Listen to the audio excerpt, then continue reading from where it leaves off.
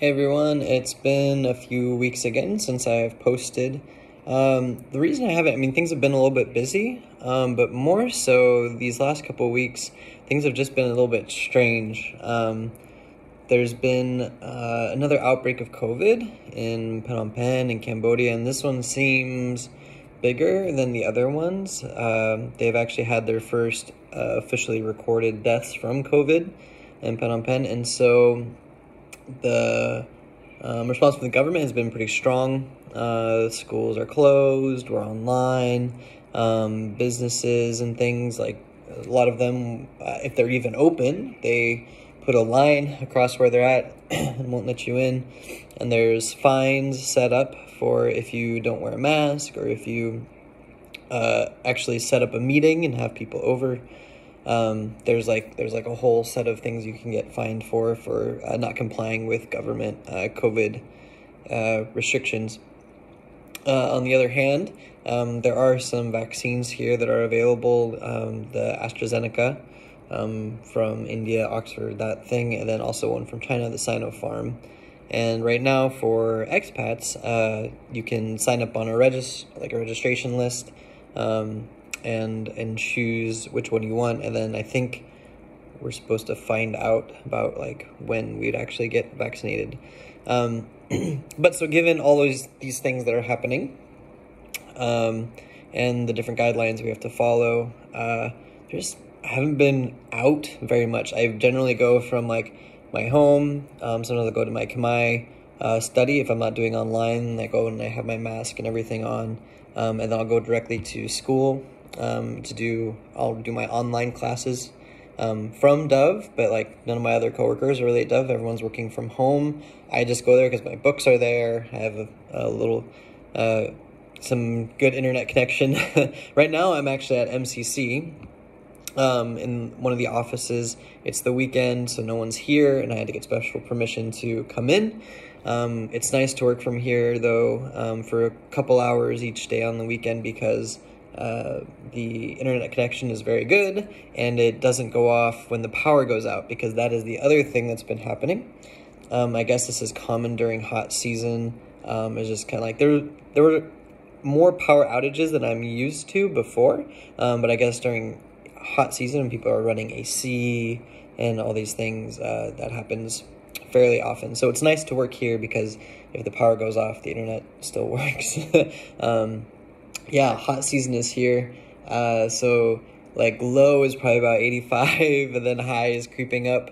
And that low is creeping up to my room back home. It has an air conditioner, but I'm trying not to use it because I know it's still going to get hotter, and I know that it costs my family more to run it. So I learned from a friend a technique whereby basically I jump into the shower fully clothed and get all wet, and then go under my mosquito net and blast the fan on me. It actually works really well. It keeps you cool for long enough to fall asleep, and you dry off really quick, actually. So yeah, it's just interesting, just a shift. But positive thing about hot season is it's also mango season, which is so great.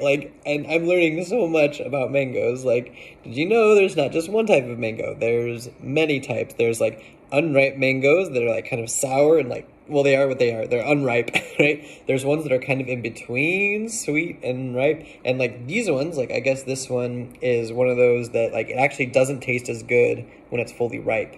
It doesn't really get as sweet, and it actually is kind of bitter. So and then there's actually the mango that we would think of in the States, which is the sweet mango that is sweet when it gets ripe.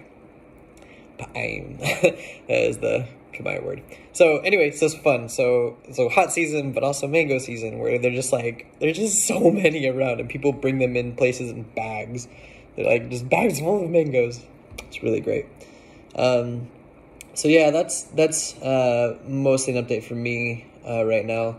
Like I said, we had to shut down the school as far as in-person stuff. So our computer classes, all our in-person leadership and growth groups and things are not meeting in person right now. And yes, I see we're trying to do some of it online. And then I still am doing my English classes I still have one with the staff, one with the teachers, and then one with the advanced level students that I'm running online. And then, yeah, because everything's shut down, there's not a lot of places to go. I find myself with some spare time. So that's been interesting. But it's been okay. Like I found projects to keep myself busy. At SIC, just doing improvement on some documentation, some paperwork, whatever, and then and some reporting things that I can help with. I've also been starting to look into what I'm going to do when I get back to the States. My term ends in July, which is coming up pretty quick. And so right now I'm looking at going back to college, back to university. Maybe that's kind of, I'm working on an application right now to see if that's even possible and exploring that. If not, plan B is to get a job, which also, who knows what things will be like by the time I get back. So if you're going to pray for some stuff, that'd be good. Just that I mean, it's kind of big decisions, I guess big, not big, but yeah, definitely something that's on my mind.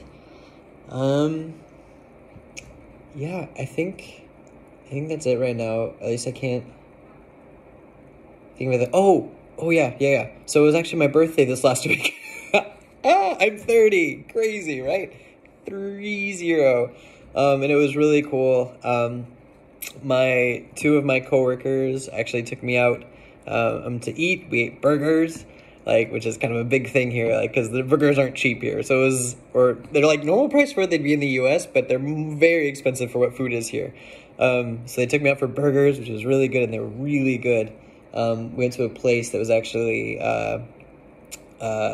set up by people I believe are from the West Coast and the guy that served us was from Portland, Oregon. So that was kind of fun to see him. And then my host family also got me a present. I do have it.